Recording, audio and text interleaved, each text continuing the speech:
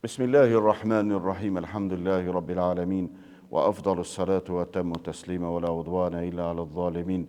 Allahumma atina fi dunya hasanatan wa fil akhirati hasanatan wa qina adhaban nar. Të nderuar xhamat, përfitoj nga rasti që prapë t'ju drejtohem me një ligjërat të shkurtër që ka të bëjë rreth qetësimit të robëve të Zotit xhaleshanu xhalla xhelal. Ibadeti i Ramazanit, përveç që neve e madhrojmë Allahun me agjerimin e Ramazanit, ashabët e pejgamberit alayhi salatu wassalam gjithmonë kërkonin nga vetvetja e tyre që kur të hyjnë në Ramazan, në rënd të parë që ata të falin të gjithë ata të cilët kanë gabuar ndaj tyre, po edhe të njëjtën kohë edhe ne si agjerues të muajit të shenjtë Ramazanit, të jemi nga ata njerëz që të fillojmë në rënd të parë të falim vetveten, rrethin familjar dhe gjithë ata të cilët jetojnë me neve. Padyshim se edhe neve ky Ramazan duhet na gjej kështu. Pra, nëse dojmë që agjerimi jon të jetë komplet dhe i përgatitur dhe i plotësuar, padyshim se duhet ta kemi parasysh që neve të jetojmë të pastër. Ka thonë pejgamberi alayhi salatu wassalam me një hadith, thot agjerimi i muajit të sabrit, që do të thotë muaji i Ramazanit, është një agjerimi i muajit të Ramazanit apo muajit të sabrit dhe 3 ditë tjera plus muajit të shenjtë Ramazanit e pastrojnë dhe e qetësojnë zemrat, shpirtrat, egot e besimtarëve.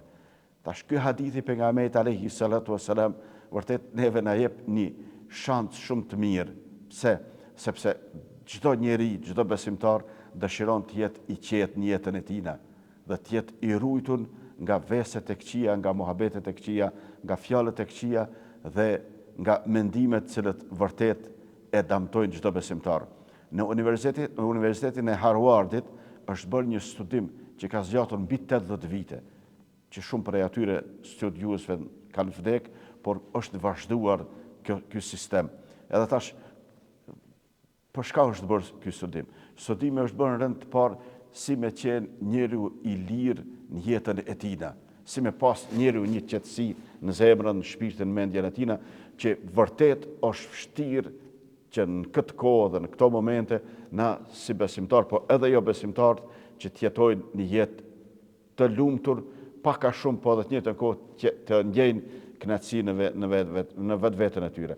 80 vite studim kanë ardhur në përfundim se në rënd të parë çdo njeri duhet ta ketë parasysh që të jetë të falë të tjerët.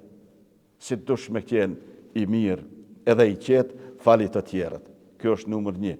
Numër 2, thonë këta se është mirë që të ndihmojmë të tjerët.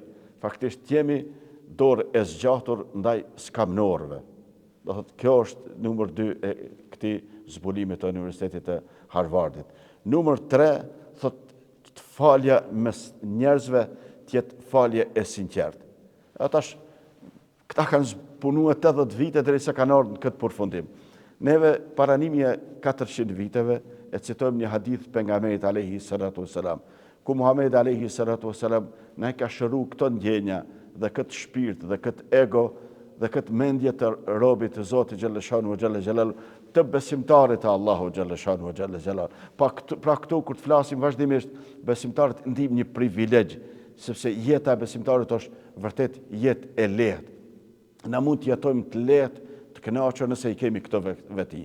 Thot pejgamberi alayhi salatu wassalam në një hadith, thot sil man qata'aka. Vizitoje, afrohu, shko tek ai i cili nuk vjen te ti. Do të thonë, çka në rënd të parë, ti nëse do me qenë i lirë, shkoj vizitoj të afërmit e tu. Pavarësisht edhe ata nëse nuk të vinë, ti shkoj vizitoj. Apo do me qenë i qetë, shkoj vizitoj vllavin, motrën, kushërinin, dajën, tezën, miqt, të afërmit e tu, dhe shko vizitoj ata. Pavarësisht ata nëse nuk vinë ti, e ke për obligim me shku me vizitu. Nëse te i vizitojnë edhe ata, të vizitojnë tyje. Çështja e dytë që thot pejgamberi sallallahu alajhi wasallam, ndihmoj të varfërit. Ndihmoj të varfërit. Na shumicën e rasteve flasim për ndihmë ndaj të tjerëve. A në rënd të parë harrojmë se kjo pasuri që neve e kemi na i ka dhënë Zoti xhaleshanu xhalla xhalla. Nuk është kompetencë jote, nuk është pasuria jote. Neve Allahu na ka dhënë për një kohë të shkurtë që na të shërbehemi me to. Dhe një ditë prej ditëve nuk do të jetë e jonja. Edhe tash aty thot pejgamberi alayhi salatu wassalam, ka thonë Zoti xhaleshanu xhaleshanu me një hadith kutsi, thot abdi, thot anfiq unfiq alejke, o robi jem, ndihmoj ti të tjerët, unë të ndihmoj tyje. Është interesant ky hadith kutsi. Tash shka, o robi jem, shka me bo? Ndihmoj të tjerët. Si ti ndihmojsh të tjerët, i shka gjenë? Zoti ndihmon tyje. Zoti t'jep tyje. Jep ju pare, jep ndihmë skamnorëve, edhe faktisht do të vije edhe ndihma e Allahu xhaleshanu xhaleshanu. Nëse tash ky studimi 80 vjeçar më shohni për një hadith shumë të shkurt pejgamberit alayhi salatu wasalam, ndihmoj të varfërit. Çdo kush prej neve që e ka shiju, që e ka ndihmu ndonjë të varfër, jetim, skamnor, të ngjajshëm, e posaçish muaji i shejtë Ramazanit, neve na jep këtë kënaqësi që do të vizitojmë edhe ata cilët nuk i vizitojnë të varfërit, apo nuk e ndajnë çdo ditë nga një ndihmë sadopak e vogël që tjetë, ai e ka pak mungur Ramazanin. Faktisht ndihmoj ti të tjerët, skamnorët, jetimet, fukarat, Zoti ndihmon tyje. Shumë thjesht. Tash ana duhet neve një 100 vjet me së gjova të edhe gjatë. Ja, vesh me hadithin e pejgamberit alayhi salatu wassalam, edhe zbatoje në praktik. Shko vizitoj. Shko këshire që këtë pasurin që të ka dhënë Allahu, jepja të tjerëve, se s'është e jotja. Si dush mu shpërbly, edhe me shku kjo që të ka dhënë Allahu në vend duon, ndihmoj të tjera, që ka thonë Allahu me një hadith tjetër kutsi, thot el malu mali wal aghniyau vukalai wal fuqarau iyali fa idha bakhilu vukalai ala iyali akhadhtuhum wala ubali. Pasuria, thot Allahu xhalla shanu wa xhalla jalalu, është e imja, e Zotit xhalla shanu wa xhalla jalalu. Fukarat janë familja ime, të pasurit janë vekilt e mi, ata cilët i kom urdhnuar që ti ndihmojnë të varfërit. Nëse të pasurit nuk i ndihmojnë të varfërit, ja u marr pasurini edhe ata dhe nuk i bëj mall hiç. Që do thotë se ju që keni, ata cilët kanë mundësi, këshirni, mos tregoni kryenetësi apo kopratësi, sepse Zoti nuk i don kopraset, dhe koprasi, ka thonë pejgamberi sallallahu alajhi wasallam, el bakhilu la yadkhulu al janna, koprasi nuk mund të jetë prej banorëve të xhenetit, prandaj jepni nëse doni të jeni të qetë dhe të jeni të kënaqur. Edhe çështja e tretë që thot pejgamberi sallallahu alajhi wasallam, wa'fu an man zalamaka. Fale ato të cilët të ka bërë zullum. Fale ato të cilët të ka bërë zullum, se sigurisht ka bërë zullum, ka bërë dëni të keqe, po pa vetdije ka bërë. Se çdo kush që e bën dëni të keqe, e bën pa vetdije, nuk ka vetdije ai. Tash mësi nuk ka vetdije, na nuk duhet të bim prej e tina edhe na të bëhemi siguraj, po na duhet të jemi nga ata të cilët na nuk duhet të bëhemi siguraj, po të jemi nga ata të cilët japim, kontribuojmë dhe bëjmë ata të cilët na ka preferu dhe na ka urdhënu Allahu xhaleshanu xhaleshanu. Allah i kabul e boft gjitha këto ibadete, edhe inshallah Zoti xhaleshanu xhaleshanu i qetëson zemrat tona, na bën të mundshme që na të jetojmë si besimtar.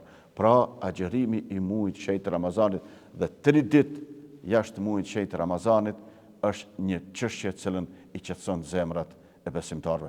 Pra, na kemi nder dhe kënaqësi që të jetojmë me agjerimin e Ramazanit, po është edhe një gjë shumë interesante, 3 ditët cilët janë, që ka thënë pejgamberi sallallahu alajhi wasallam, është mirë dhe është sunet të agjerohet, janë 3 ditët e bardha apo 3 ditët e mesit të muajve të hijri.